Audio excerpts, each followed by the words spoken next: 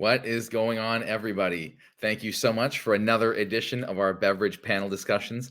I am your host, Nate, and this is the Beverage Talk about whiskey bars. I hope you all had a happy new year.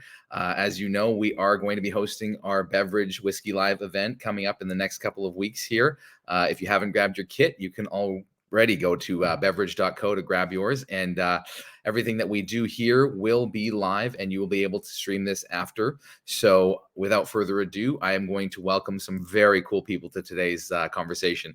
This is whiskey bars. This is going to be a great topic. I love both the people that I am talking to today very much. They have some amazing, incredible spaces in the Seattle and San Francisco area and are both extremely revered people in the industry. So the first person I will bring out is Olle Lundberg.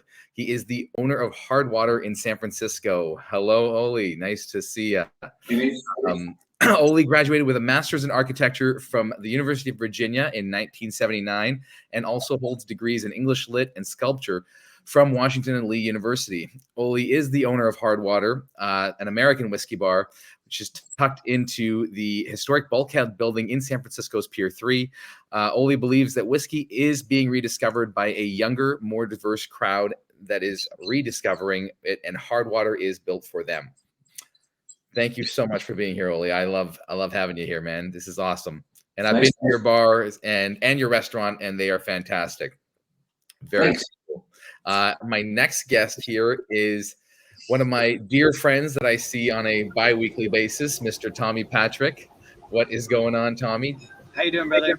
Great, man. Thank you so much for being here. Tommy is the co-owner of the Ballard Cut and Parish in Seattle. He has been in the bar and restaurant industry for 20 years. Tommy is an expert in bourbon, Japanese whiskey, and Scotch whiskey. He's traveled around the world and along the way added several pieces to his utterly impeccable palate. Whether it's adding to your whiskey collection or your honey collection, Tommy is the guy to talk about all aspects of the industry. So thank you so much for being here, man. I appreciate that. Thanks a lot for having me. And I can't wait till the three of us can actually go to one of your guys' bars and actually rock out. That'll be super cool. That'll be awesome. So today's topic, whiskey bars. This is a topic that you guys are both very well familiar with. Obviously, there's a crazy amount of things going on right now in the world of whiskey and in the world as a whole. But when it comes to bars, you guys have faced more adversity now than ever before, but you're coming through it on the positive end here. But I would like to talk about a couple of things today. One, how do whiskey bars curate their selection? Two, how do you guys keep your staff trained on the spirits that are offered if they're coming in new? If your staff is new, what do you guys do? Tips on how to choose a whiskey at a bar, and how you guys have evolved during the pandemic. So, I mean, there's obviously a lot to talk about here and unpack, but I'll start with you, Ollie. Talk to me about your background, because, going from architecture to the bar industry doesn't seem like the norm. However, if you've been designing bars, then it's kind of up your alley and not that far-fetched. Yeah, well, I'm an architect. That's how I really make my living. And we've designed a lot of restaurants, fair number of bars. And Charles Phan, who's the chef owner of Slanted Door and a dear friend and my partner in Hardwater, Charles and I were talking about, trying to do something together at a small scale so the two of us could afford to finance it rather than bring in, other investors. Mm-hmm. And Charles found the space at Pier 3 that Hardwater is located, 1,500 square feet. It's a tiny little space. But it's such a great location. It's only about 300 yards from Slanted Door. So it's sort of perfect. Charles said, I think we should do a fried chicken place there. And I said, well, the rent is never going to work with fried chicken. How about we do a whiskey bar and you serve fried chicken? So he agreed to that. I had a bigger background in whiskey than he did, although he likes whiskey and we drunk a fair amount of it together. But, going to Washington and Lee and University of Virginia, I spent 10 years in the South and got a pretty good background in bourbon when I was younger. And then I've always enjoyed it, so I continued that education sort of on a personal level. And then Hardwater gave me an opportunity not only to design my own whiskey bar, but then I became the sort of hard to find spirits buyer for Hardwater. So that was sort of my job, was to find all the stuff that generally wasn't available, and that's a pretty fun job. And so that was our initial concept about how we were going to do it, and that's how I got into the bar business. I will say I'm happy that I make my living as an architect, because my bar is probably more of a hobby than a profession. Tommy is a professional here. But we love our bar, and we have been sadly shut down since COVID hit, and we're not reopened yet. We don't do to-go cocktails. We don't do to-go food. Our bar is all about people getting together, being together, and so it's really tough with COVID. Obviously, we have worked out a deal with our landlord. We will be reopening. We're just trying to find a time when it makes sense, and it doesn't, unfortunately, yet. I think it's getting closer, but be nice if these variations kind of quit. Yeah, it really would be. It really would be, because this is getting a little out of hand right now. I heard that San Francisco is a bit of a disaster right now. And to your point, because I think every state handles everything differently, with Tommy and bringing Tommy into this conversation, you started your bars during the pandemic. Is that correct? Yeah. The myself and my partner John, whom have worked together for the past 10 years. We got to know each other at a place called the Whiskey Bar in Belltown, just kind of a fun little spot, and about like 400 or 500 bottles, a couple fun ones, but nothing like major like Hardwater or the Cut. But we had signed paperwork on March 13th of 2020, and then 3 days later the world shut down.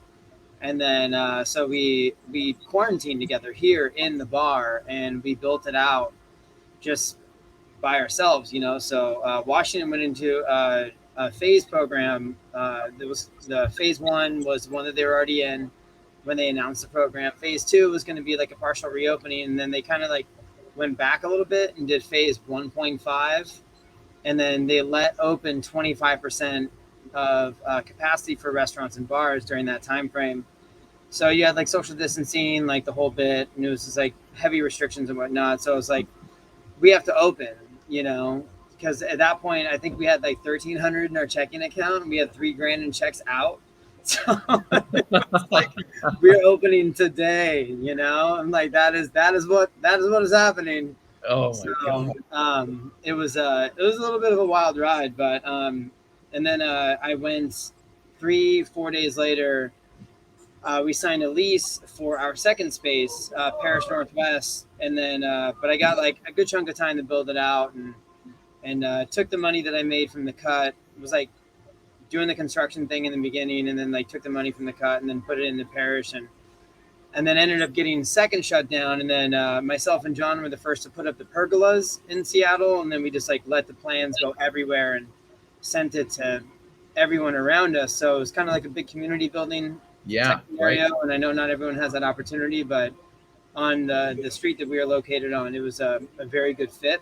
So I'm actually running the construction crew during the day to open up the third, but the Ballard Cut has been the anchor of all of it. And myself and John's whiskey expertise and time in our industry came into that sort of a scenario. So it was a very difficult and rocky beginning, but it turned out that was a beautiful and a really strong foundation for what it is that we're going to be having moving forward. Right. Absolutely. No, I love what you guys do. It's great space, and you've opened up very methodically. So congratulations to you, especially during this time. Ole, I have a question for you with respect to what we're kind of talking about here. As you can see, these two gentlemen are both very diverse from their backgrounds, totally opposite, really. How do you curate your whiskey selection? I'm very curious about this, because your background is more of a hobby for you, in saying that, correct? Whereas I think, Tom, you were talking about being from the bar itself. So, Ollie, how did you curate for Hardwater? Well, I should probably point out that, well, you can see all the hot sauce bottles behind me. That's another hobby. So I take my hobbies very seriously. And so, yeah, I wouldn't claim to be a whiskey professional, but I know a lot about bourbon, American whiskey. I'm not by any means an expert in other kinds of whiskey. I like them. But I know a lot about American whiskey. And the way we started Hardwater was that the idea was we were going to try to source a lot of great, hard to find bottles. And, this was 8 years ago. It was at a time when stuff was more affordable than it is now. I mean, the pandemic has driven the secondary market through the roof. So I was able to get a lot of good bottles. We have a really great library collection. And then from that, we started also developing some relationships through some friends I had in the industry with different distilleries, mostly in Kentucky. Places like Buffalo Trace, Wild Turkey, Four Roses, and Willet have all been really great to us. Yes. And now we have lots of other relationships as well. But at the beginning, those were kind of the four that we went to.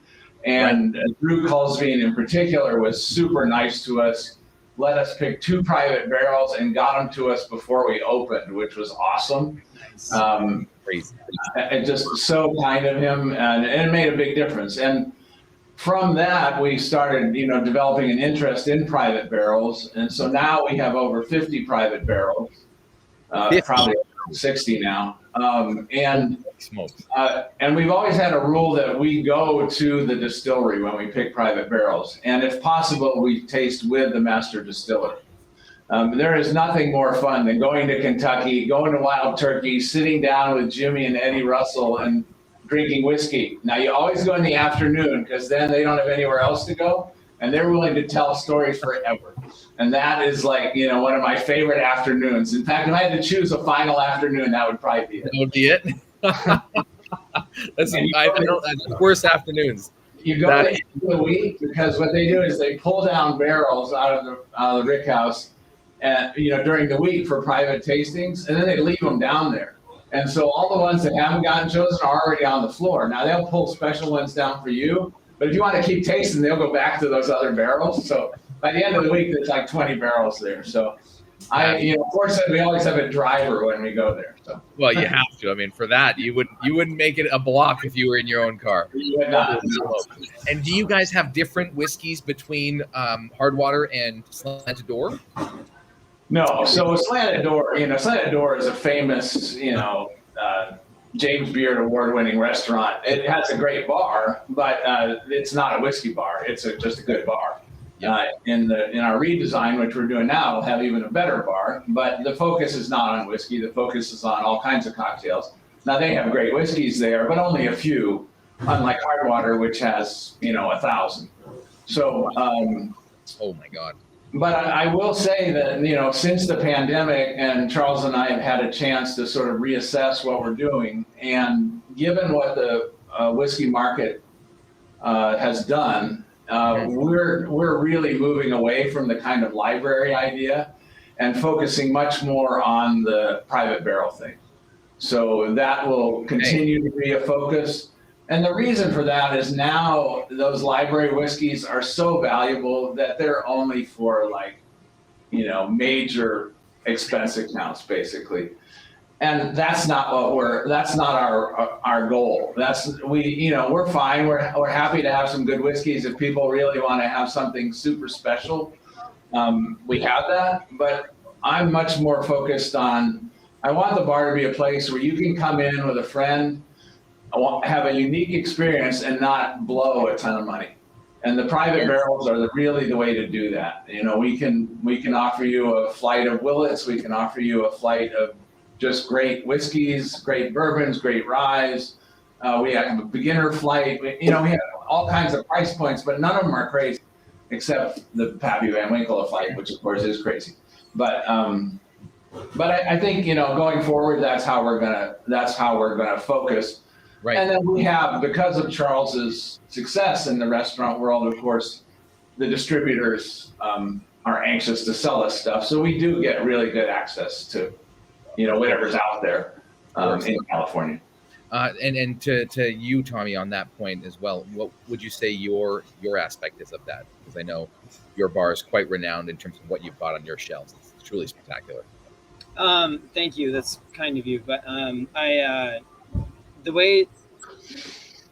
really appreciate what Ollie's kind of saying about like how to have a unique experience without blowing that fat chunk of change. Like I didn't come from a lot of money, so it's important for me to be able to have something there for everyone, not just a person with the expense account with the black Amex that can walk in there and buy an island.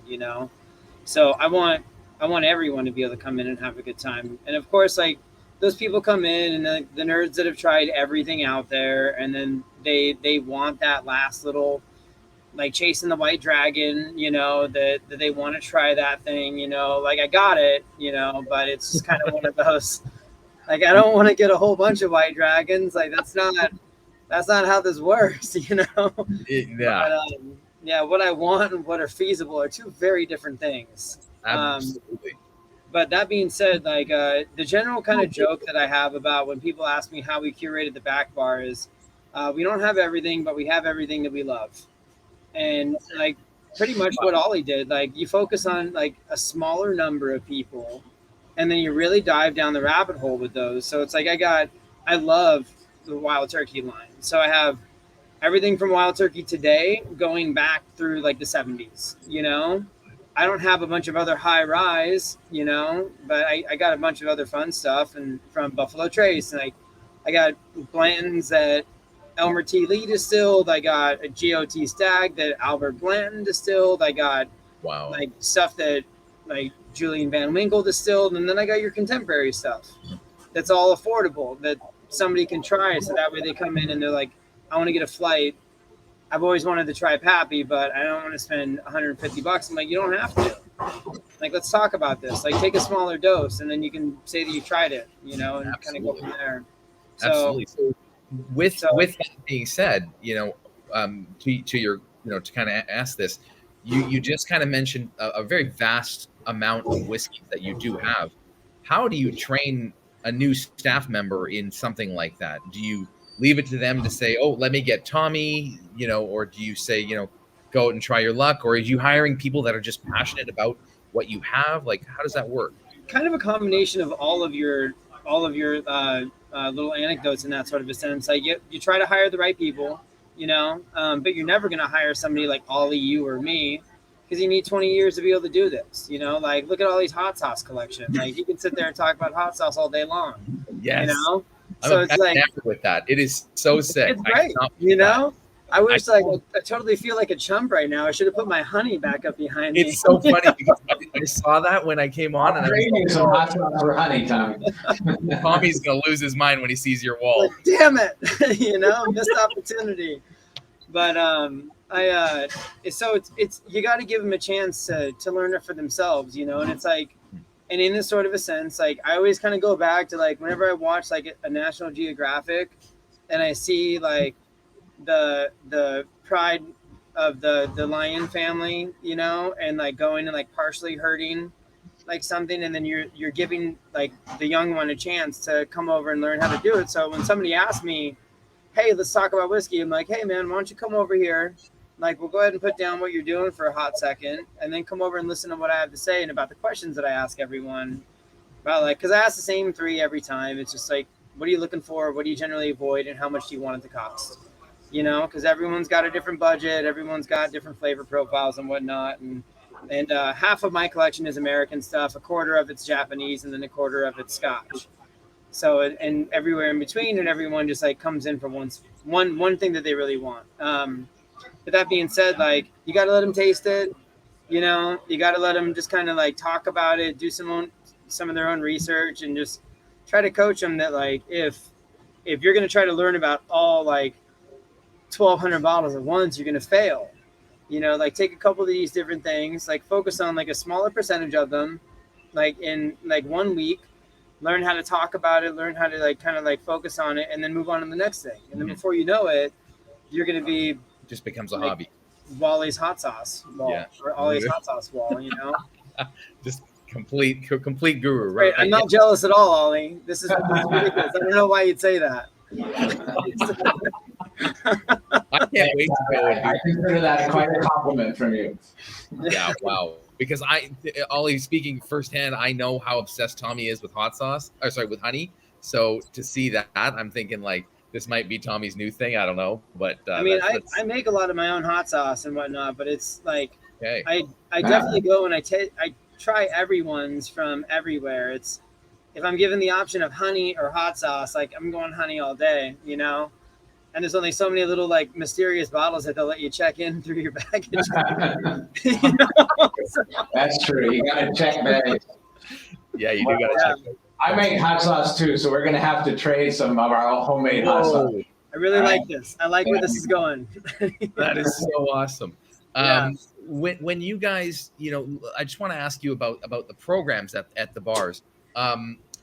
Now, whiskey cocktails are a huge thing right now. And have you noticed that that's more so now, or has that always been a thing? Like when Tommy, when you were at Whiskey Bar, you know, were you doing a lot of the whiskey cocktail stuff then? And Ollie, are you doing a lot of whiskey cocktails at Hardwater, or is that more for Slanted Door? Well, we do a lot of whiskey cocktails. I mean, we have a really nice cocktail menu. Eric Atkins, who's the head of the beverage program for the Slanted Door group, which is all of Charlton's restaurants.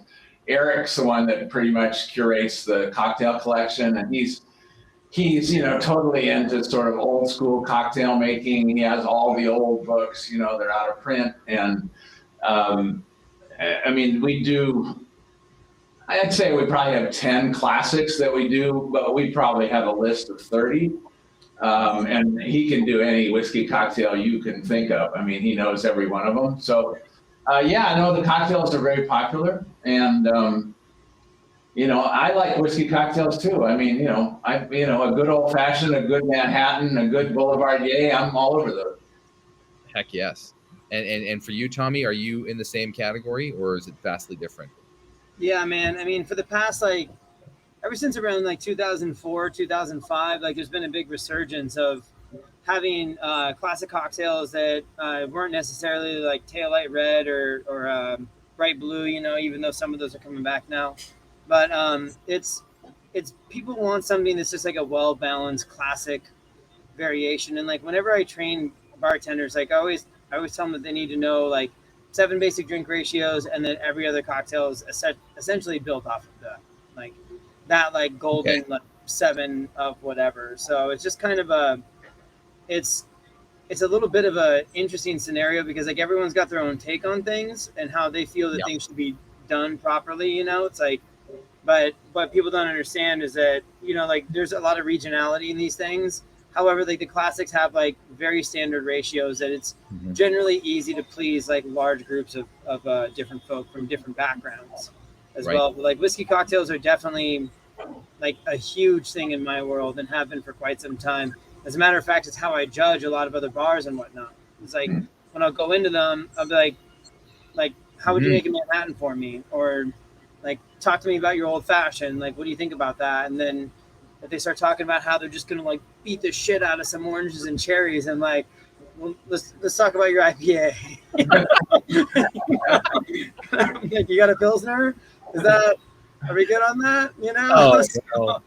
Oh no. Yeah. And that's actually kind of, you know, it's funny you say that because I was thinking to myself, what was it that led you guys to start your bars? Did you just go into other bars and think, you know, hey, I can do this better and I can do this in a way that I think would be better? What was it for you guys that had that aha moment to start your own? I mean, that's a big venture. You know, that's no small task. I've seen the size of your places. They're huge, you know.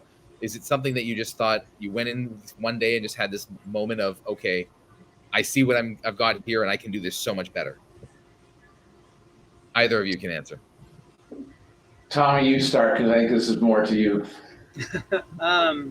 Mine was I got tired of making money for other people, and and it was something where I've always loved this industry. I started out as a dishwasher when I was 16, and then I came up and through happenstance, I got the keys of a couple places thrown to me just not because I was the right person, but because I was the only person that was there. So it wasn't necessarily like, here you go, kid. It was just, I guess it's you and me, you know? So, and then I did well during those time frames. So it was very important for me to be able to give myself the chance to do it for myself, because like I've always wanted to, and John and I have always dreamed about having like our little whiskey bar and whatever. So just kind of came to the point in my life where I was doing like a bunch of consultations and doing a lot of private whiskey tastings and working my butt off for somebody else's bottom line. And I got to the point where I was like, I can do this, you know? So I just kind of put all of my chips, and then, cause I've been working like 80 to 100-hour weeks for the past like 6 or 7 years. So it's just been, Wow. like, I got a decent stack of chips, and then I just kind of put them all in the middle and like, let's go. Let's go. Yeah, fair. And you, Ollie? Yeah, I'm very different, you know. So I am, my only real talent is architecture. You know, that's what I'm really good at, and I love it. Have Ollie. Well, I just, you know, that is my passion, and that is really what I would say. That's where I'm a professional. The bar thing, you know, Charles is really the professional in this, and he's a restaurateur chef. But you know, I knew that my knowledge would complement his, and I thought we could make a great bar. And quite honestly, I just thought we could do a bar that didn't exist in San Francisco. What I told Charles was, what I wanted was a place where if you had a friend that you hadn't seen in a decade, and you weren't sure you're ever going to see him again, and you wanted to go have a drink with him or her, and they would never forget it, where would you go? And I wanted people to think of our bar.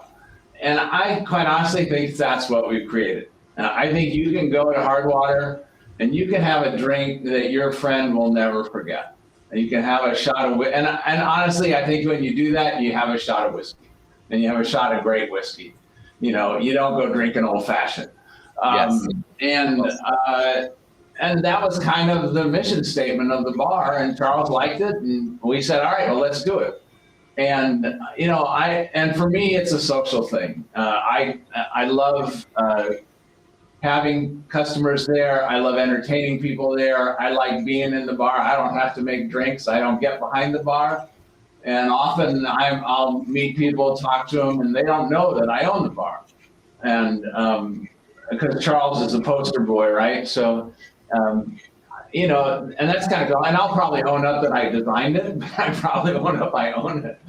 And for me, it's been a real a joy. I mean, I love having it, and that was why I wanted it. I'm not going to do another whiskey bar. If Charles wants to do other ones, he can, but I won't be involved with them other than I'll probably design them.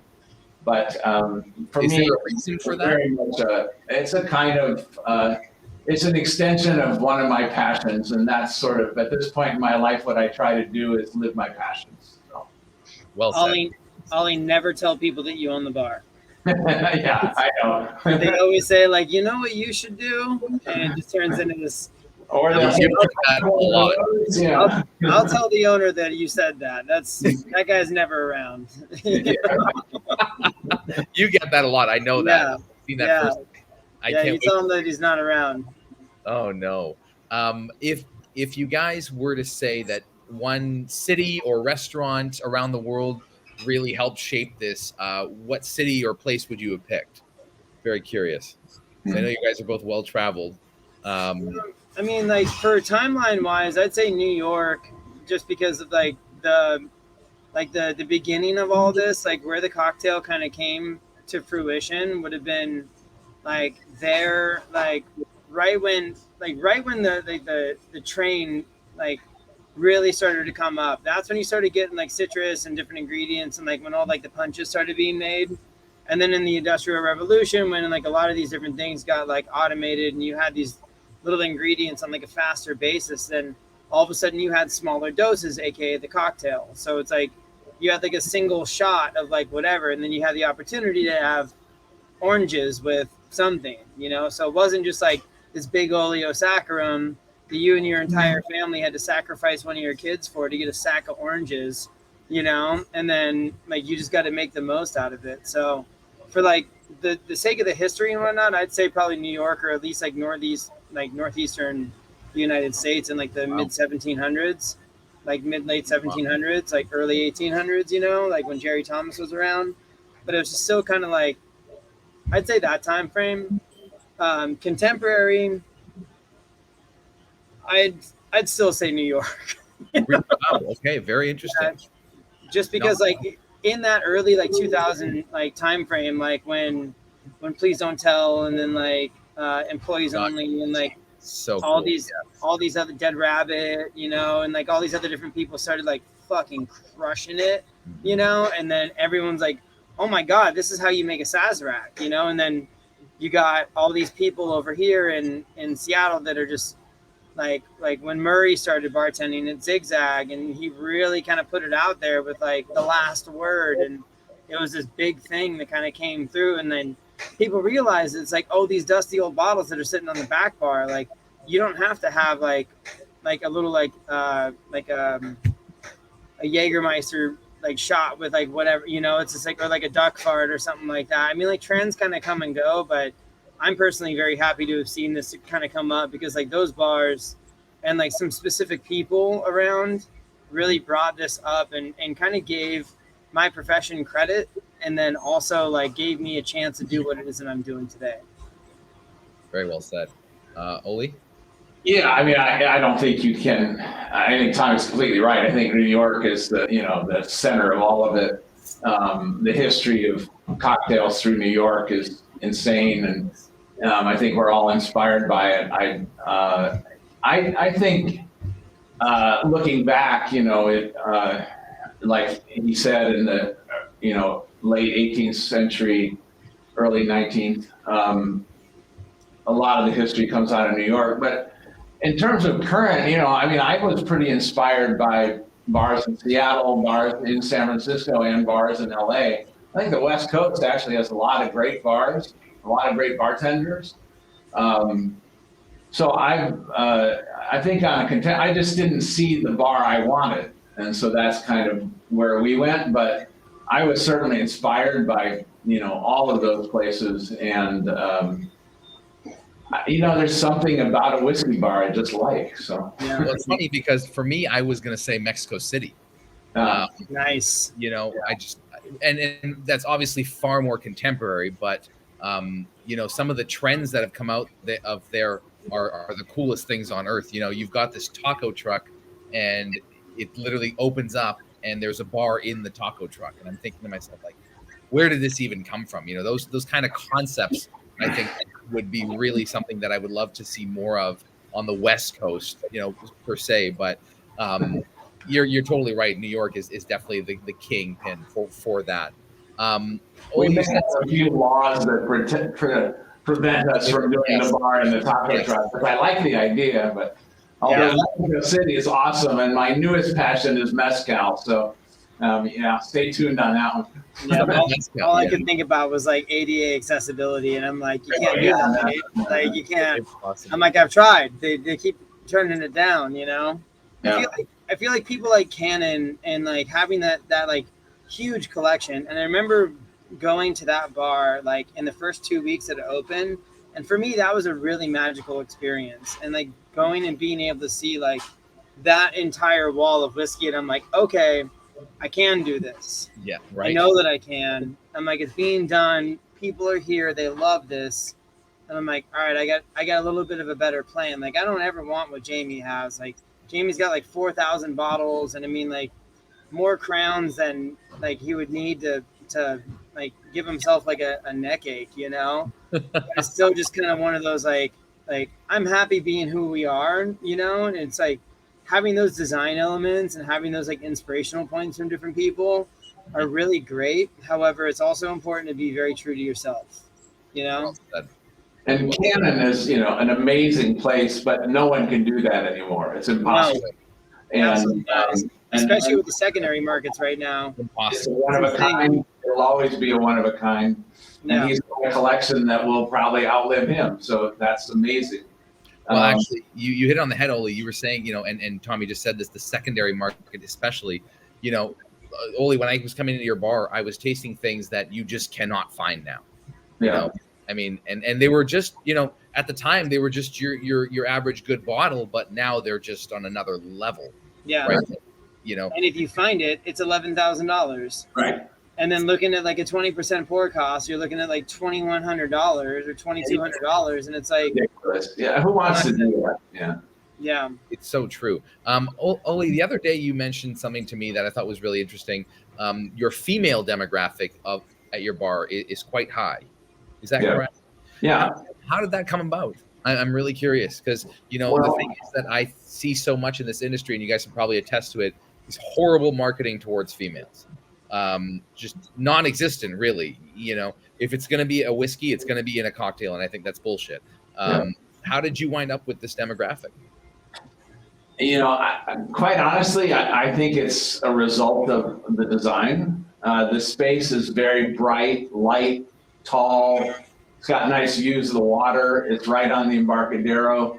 It's a very pleasant, unthreatening space. A lot of whiskey bars are dark, smoky, sort of, even if it's not really smoky. A lot of them, the inspiration is inside of a whiskey barrel. And, you know, Hardwater is definitely not that. Our focus was on the space, on the area we were, and on the collection. So, you know, we did sort of what I did here. We put the collection on display, backlit it, because to me, that was the real beauty of what we were doing. And we did some other cool stuff beyond that. But, you know, I was really pleasantly surprised. I honestly thought a whiskey bar, it's going to be pretty male-centric, and it is not. I would say probably 35–40% of our customers are women, and we get a lot of women coming in groups, and they're just drinking among themselves. I mean, it's not a pickup place. It's not where people are going to hook up. It's a place where people are going to be with friends, and you know, obviously we get mixed groups too. Which is awesome. I mean, and it's really been, I think, wonderful to see just our customers' interest in whiskey and learning about it. And the women, quite honestly, are in many cases way more open to, you know, asking questions, listening to what the bartenders have to say, really trying to educate themselves. Guys often come in with a little bit of a chip on their shoulder. They need to prove that they're a stud, and you know, that's a waste of time. You're generally not going to impress a bartender with that, you know. So, you know, I love the demographic we've got. I hope it continues. I think it will. Anyway, you hit on something that Tommy said to me recently, that going to the bar is an experience, not just a place to go. Yeah. You know, what would you say to the same thing, Tommy? Is there a big demographic of females in your bar? I mean, each day it varies, you know, just because it's kind of one of those, you never know what you're going to get. Just kind of a mixed bag every day that you pop the door open. So, but by and large, I'd say about like 60-40, you know, just because there's plenty of women that come in, there's plenty of men that come in, there's plenty of groups, there's plenty of, because it is a restaurant, you know, and it's just got an extensive bar program. And that was what we had kind of agreed on, just because like there's great bar programs and then there's great restaurants, and we wanted to kind of do the same thing where it's like this little magical playland where cost doesn't matter, and then I cry in the corner at night, you know. It's just one of those. And everyone's like, this is fantastic. I'm like, it is, it really is. It's a great time right now to be in this, because as you guys mentioned, like, I love the fact that Ollie's gone to a program of single barrels, because, you know, 50 single barrels is a lot, but you're going to need it because you can't just replenish these $10,000 bottles. No. You know, I mean, it's not for me to say that they should or shouldn't be $10,000, but, you know, they are. And what do you do to supplement that, right? I think there's a lot of great whiskey that's being produced right now. So why not hit it on what you guys are doing? I love that. Yeah, it's a challenge because, you know, a lot of the distilleries have shut down their private barrel programs, or they're limiting them. Fortunately, we're already in on a bunch of them, so that's good. And, you know, obviously having bars like Tommy's or Hardwater, there's a certain credentials that go with that, so we can probably talk our way in. But we have found that saying, look, we're only going to do this if you let us come, has helped a lot because people respect that, quite honestly. They know you're serious. Like I go up to Hill Rock up in upper New York State every year and we pick a couple private barrels there every year. And it's out in the middle of nowhere. But It really is. Yeah. we go there and they make great whiskey. It's fun. And you have to make the effort. But that's, our collection is simpler than Tommy's. We don't have Japanese, we don't have Scotch, we have American whiskey. So at least for the whiskey, I only travel here.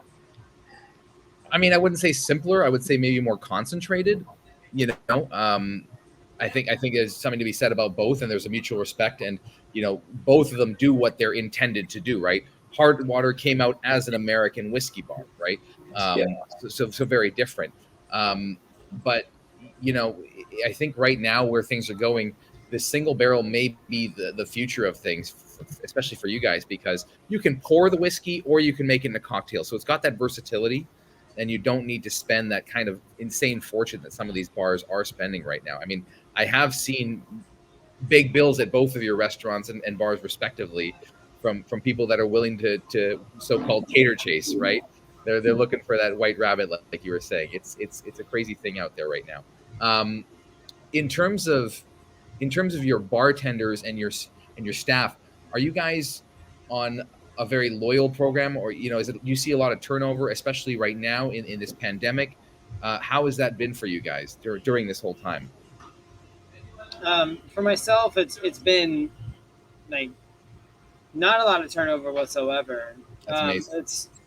I was able to give my staff health care, and we've been open since I've been able to, so. And it's just kind of one of those things, like obviously making sure that everyone's safe and doing the right thing and not transmitting any sort of like disease or anything like that is quite important. However, also making sure that people have like a way to earn a living, and it's like, absolutely, there's a lot of people in this city particularly that wanted to get back to work and needed to find an outlet for it.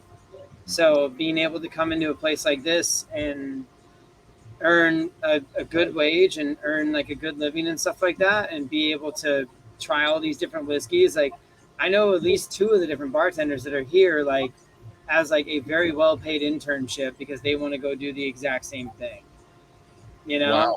Right. To which I'm like, good luck, trying to find some of these bottles for less than like your left hand is going to be quite difficult, Yeah. So, but in the same sense, like the model's there, and having people, like having my background, like from coming from this industry for a long period of time and being here for the long haul, has been very good for me. So, absolutely. And it's been good in the sense of staff retention. I imagine that the potential, the connections that you guys have made over the years is also a very important part of this business too, right? So, Ollie, you're talking about something that not a lot of people can say, that they've got a single barrel from Willet. That to me is one of the most special things you can have, especially right now where Willet is literally all the rage. One of those casks recently sold for $401,000 at that tornado auction for charity. I know. I mean, amazing. You were ahead of the curve, and I think loyalty is rewarded in that respect. And speaking to that, do you see a lot of loyalty at your bar? Well, I think our situation is very different from Tommy. Obviously, we were open, way before the pandemic hit. The pandemic hit, and we closed. We didn't have any choice. We're also not a restaurant. We have bar food, but we're a bar. And to me, a bar is about sitting down with friends, making new friends. It's about interaction and contact. And quite honestly, there was no point in us being open in the pandemic, and we're still not open. We're closed. We're hoping to reopen soon, but now with the new variants, who knows when we'll reopen? We will. I'm confident we'll reopen this year, but most of our staff is gone. San Francisco is a scary place to live in terms of the cost of living here, and absolutely. We couldn't make it. We can't pay them to stick around and wait for this thing to reopen. So, they all got unemployment. They all had time, but honestly, a lot of those people left the Bay Area, and it's a huge problem for all of the restaurants in the Bay Area. Everybody is understaffed. It's a mess. And they're not coming back. It's not going to, because none of the real estate prices have dropped. Rents haven't dropped. Purchase prices haven't dropped. San Francisco is so expensive and so desirable that, you know, all the tech employees who are working from home can afford it. And so they gobble the stuff up. And, you know, it's part of a city. It's part of what makes San Francisco so great. But it's really tough from a staffing point of view. We do have, you know, a couple really important people that are still on staff, but you know, most of our staff is gone. I'm pretty confident that when we reopen, we will find good people, but we're going to have to go through a whole new training again. And it'll take time. I think we've got the backbone. We'll be all right, but it won't be easy, and it won't be much fun because initially we won't be as good as we were. Well, it's so crazy to see that you guys are so close in state and yet so different by state. You know, Tommy opened during the pandemic, you closed. And I think that's got to be something that gets a little more fluid across all states, because that's craziness to hear. You know, I'm shocked by that statement. If you guys had one piece of advice to someone that was going to open a bar, what would it be? Invite 10 friends that you like over to your house, 40 that you're kind of okay with, and about 10 that you don't like. And then make drinks for all of them for about 3 hours, and then see if you still want to do it. That's a good answer. I don't think I'm going to keep my answer. Stay sober, and then make all of them drinks whenever they want. And then at the end of the night, be like, do I like this?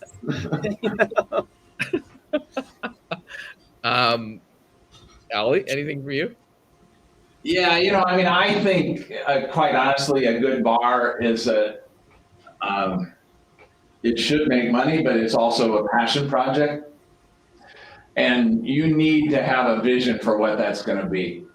So, you know, and it needs to be unique. If you want to be a really cool bar, it needs to be unique. And don't go copy somebody. Go to all the bars that you've heard about, all the ones that, you know, are legendary. Go check them all out. You can't do what any of those guys do, but learn from what they've done and why are those unique? And then think about, how do I make mine unique? I think if you can come up with that answer, you'll be successful. You still got to make it work as a business, but you know, your vision needs to align with your pocketbook, and that's probably important. Most people don't get that initially, but eventually they will. And you know, depending on your pocketbook, that will influence what you can do. But I think more importantly, it needs to be a vision that you're passionate about, and then you follow it. Totally. I love that. And if you don't have any experience in the restaurant industry, hire a consultant. Yeah. Just to give you like at least like your base level like percentage margins that you're trying to hit, so that way you're not going in there blind. Just because like that'll save your ass like across the board if you at least know like what you should be doing. So actually go work for Tommy for about 3 years and then think about it. Absolutely not, Ollie. Don't you put that evil on me. That's terrible. Before I wrap this up, I got a couple of things here. Bob Howell says hello to Ollie, and that he's got an incredible mushroom. He's a mushroom expert. Is that true, Ollie? Yeah. Okay, we're gonna have to figure this out. I love foraging. I love mushrooms. I have a cabin up on the Sonoma coast, one of the great mushroom spots in the world. We're gonna need to figure this out because Tommy, I can see Tommy's wheels turning right now, dude. What have I been doing this whole time? Yeah. I'm just like just over here shit in the bed. Don't mind me. Well, someone says, Jason Krull says Tommy is a legend, which I agree. And you've got a couple of things in the works right now with your citizenship and your, you know, am I allowed to talk about that with other things that you've got going on? Yeah. So long story short, my grandmother had an affair on my grandfather, and my real grandfather is a butcher from Ireland who actually helped to start the IRA. It's all starting to come together now about my lack of caring and heavy drinking. So I was just like, This is all making sense. This tracks. But so I might become an Irish citizen, which would give me dual citizenship, and then I want to go over and potentially start some bars and restaurants over there, which would be really fun. For the time being, my bitters and shrub company and my little like soda line and stuff like that is kind of getting up and running. And then my third restaurant is what I've been building out during the day. It's called Boon Soy. It's a Filipino restaurant. There's a chef in the company that has just been doing a killer job and great dude, you know. So we're getting him a go at his own restaurant and just kind of letting it go from there. So here we are. That is so cool. Yeah. Well, guys, I won't keep you. You guys have been unbelievable guests for me to talk to. I'm so honored to have the ability to talk to you guys like this and really get into it with you. Thank you so much, Ollie. Yeah, Ollie, if you guys don't know, is the owner of Hardwater in San Francisco, an amazing American whiskey bar. Check that out when it reopens this year. Tommy, thank you so much. Obviously, one of my good friends. And Tommy has Ballard Cut and Parish Northwest in Seattle. Remember, guys, this has been a beverage talk. This is so cool. We're going to be doing this every week, different topics every single time. Thank you so much, everybody that's been here. If you haven't grabbed your kits yet, head to beverage.co, grab your kit, and we will have the event coming up in mid-February. So hope to see you all there. Once again, thank you so much for attending tonight, guys. And Tommy and Ollie, thank you so much for being here. My pleasure. Take care, guys. Take care, guys. Thank you. Bye.